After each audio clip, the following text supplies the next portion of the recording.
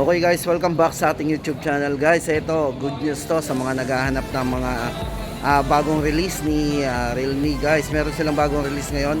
So yun yung entry level. So yun yung inaabangan natin. So yun, meron tayong bagong makikita ngayon.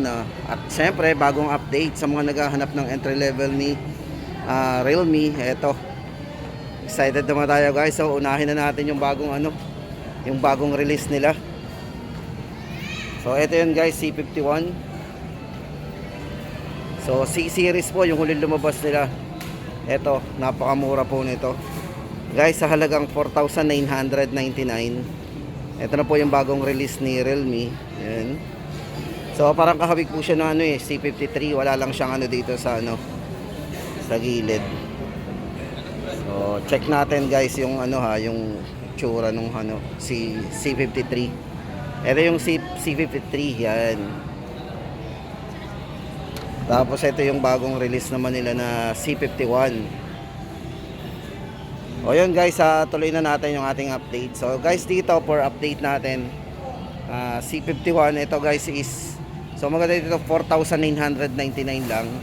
Tapos dito, ito yung highlights po nito. Ito naka 33 watts Superbook charge na po. Kung dati 10 watts lang po yung nito, yung mga C30. Ito guys ay 33 watts Superbook charge na. Then naka 90 Hz na po yung kanyang refresh rate. Size ng screen 6.7, high definition display po yan. Grabe diba? Napakaganda ng bagong release nila. Guys, check natin yung isang color na pagpipilian natin dito. Yan. Ito po yung isang color niya. Oh, di ba? Napaka-elegante rin.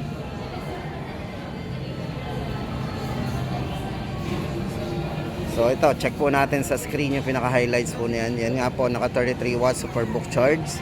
Then 5,000 mAh massive battery with 50 megapixel AI camera. So ayan, bali yung kanyang screen 6.74, 90 Hz ang display. Then yung nipis po nito 7.99mm ultra slim. Yan, ganda di ba? So yan, tama-tama ito guys sa mga naghahanap ng bagong model ni Realme. Ito na. Tapos yun, lipat din tayo do sa update na rin natin for C30s. Ito guys yung C30s, yung sinundan yan. Ito yung may tatlong variants para do sa 3GB32 4,499. Yun nga lang, mostly ay ubos na yung stock. Ang available po nito is yung dalawang variant siya, 7GB RAM at saka yung 64GB internal memory. Yan. At saka yung 8GB RAM. Pero good news yun guys, do sa kanyang yung 8GB RAM 64, naging na lang siya, 5,299 na lang. So yun, mura na din, 5,299 para do sa 8GB RAM 64.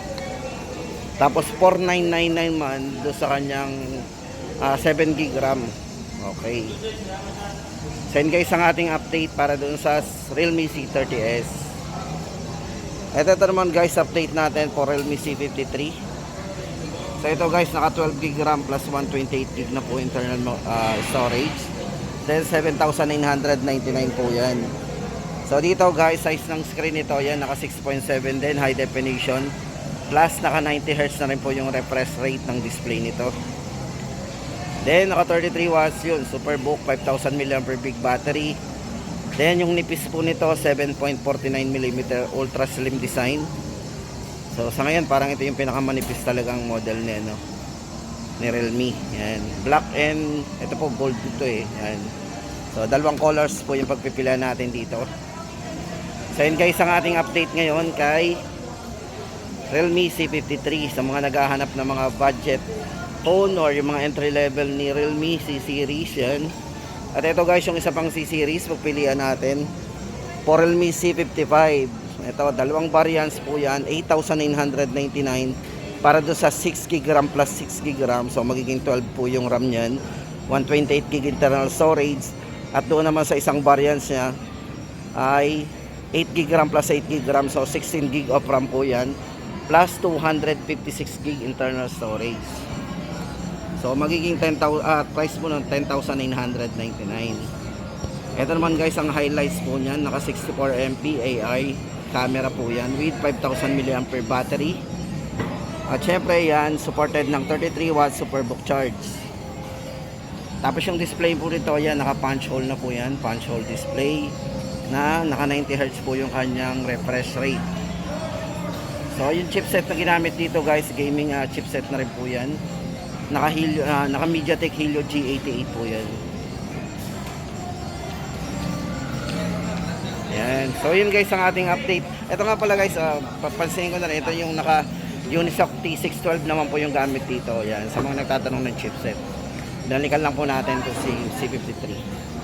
Then guys, tapos na tayo dito sa dalawa sa mga C-series.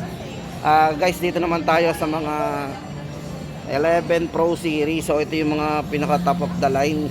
So pinakamataas ni Realme. Unahin na natin si Realme Pro Plus 5G.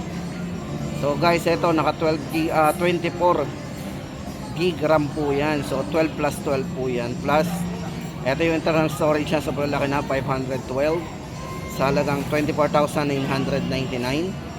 So highlights po nito guys yung kanyang camera. Naka 200 MP po yung camera nito. 200 megapixel. Yan, 200 megapixel po yung camera niya. Na mayroong super zoom sensor yan. Naka super zoom sensor po yan. Tapos isa pa dito, ito naka 120 Hz po yung kanyang curved OLED display. So yan, very responsive po yan at napaka smooth.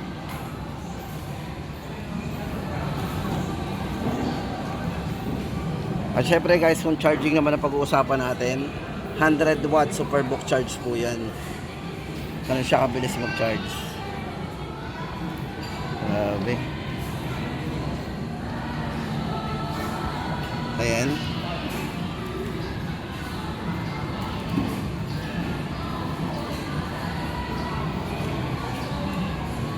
Then battery guys, 5,000 mAh massive battery.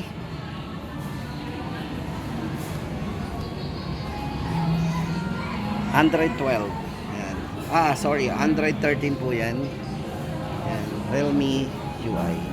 So yun guys ang ating update para kay Realme 11 Pro Plus 5G. 24,999. So yun nga pala guys, check natin nga pala yung display. Isa nga pala din sa nito, yung pinagmamalaki nga pala yung kanya nga palang vegan leather, yung likod niya. Guys, napakaganda ng vegan leather nito, yung design nito. So ito po ay talagang yung original na leather po yung gamit niya. Yung mga ginagamit sa mga mamahaling bag like Gucci, yan, yung mga sikat na mga bag na yan. So ganun po yung texture ng leather niya. Yan. Vegan leather. Tapos yung isang color po niya nito po. Yan, beige.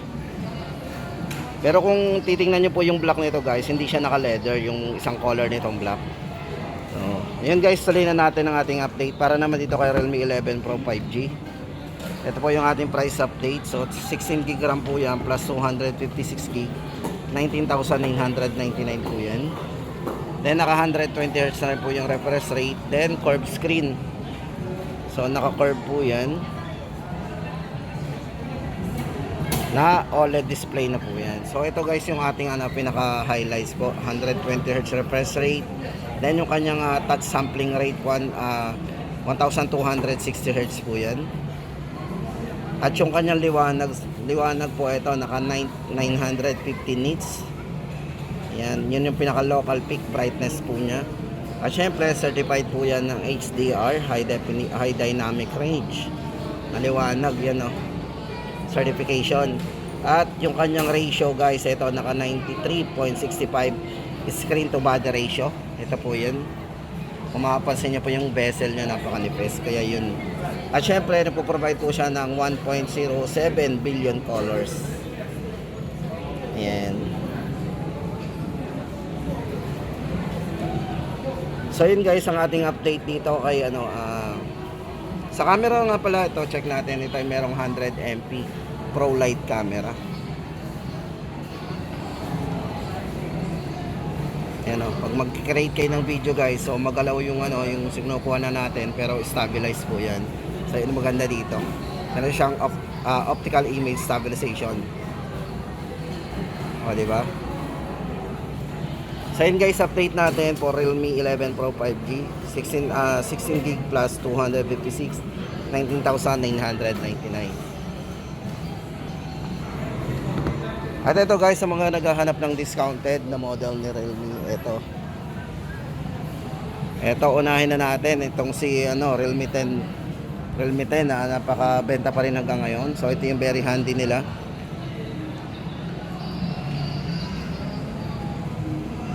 Realme 10. So maganda dito guys, itong si Realme 10, ito yung naka Super AMOLED. Iba po yung AMOLED lang at iba yung OLED. So dito po Super AMOLED po yung ginamit ito. Yan. So naka 90 Hz po yung display. Kaya mapapansin nyo po, napaka-vivid ng kanyang display. Very handy. So nipis po nito 7.95mm. Yung bigat po niya 178. Yan. 33 watts superbook charge naman po yung kanyang bilis mag-charge siya. Then 5,000 mAh massive battery yung kanyang battery capacity. So yung display po ng likod, ito camera guys, 50 MP color AI camera. Oh, di ba? At meron din siyang super nightscape mode. So maliwanag po ang ating mga photos yan pag nag-take tayo ng photo sa gabi. So kaya hanggang ngayon ay mabenta pa rin talaga to. At kung magkukuha kayo ng mga features sa liwanag, yan, buhay na buhay pa rin. So may mga light particle design po yan sa likod. So ito po yung isang bestseller pa rin sa kanila ngayon. At maganda, naka-markdown po yan. Ito guys, good news yan kasi yung price po ng 128 gig nya 10,999 na lang. 16 gig RAM, 128. At para sa 256 po, 13,999, nabawasan po ulit, naging 12,999 na lang. Good news po yan sa mga naghahanap. At kung gamer ka naman, ito usually ginagamit sa mga gamer, ito naka MediaTek Helio G99 processor, 90 Hz refresh rate, and 5,000 mAh battery. Realme 10. At ito naman guys, ang update natin for Realme 10 Pro 5G. So yan, ito guys, 256 gig, 16 gig of RAM. So discounted din po yan ng 1,000 from 16,999, naging 15,999 na lang po yan. So ito yung isa sa pinagmamalaki nito guys, naka Qualcomm Snapdragon 695 5G processor po yan. At kung camera, yan, 108 megapixel Pro Light camera. At yung kanyang refresh rate naka 120 Hz, boundless display. So boundless display, check po natin. Ito yung bezel po niya. Yung kanyang body ratio rin po is naka 93.76%. 1mm po yung nipis ng bezel niya. Mapapansin niyo po yan, sobrang nipis ng bezel. 93% na po sa kanyang body ratio yung kanyang screen. Ayan. So yun guys, update natin ngayon kay Realme sa mga model niya ngayon at saka sa bagong release po nila na Realme C51 sa mga naghahanap ng entry level ni Realme. Ito guys, highly recommended po to, yung kanilang Realme C51.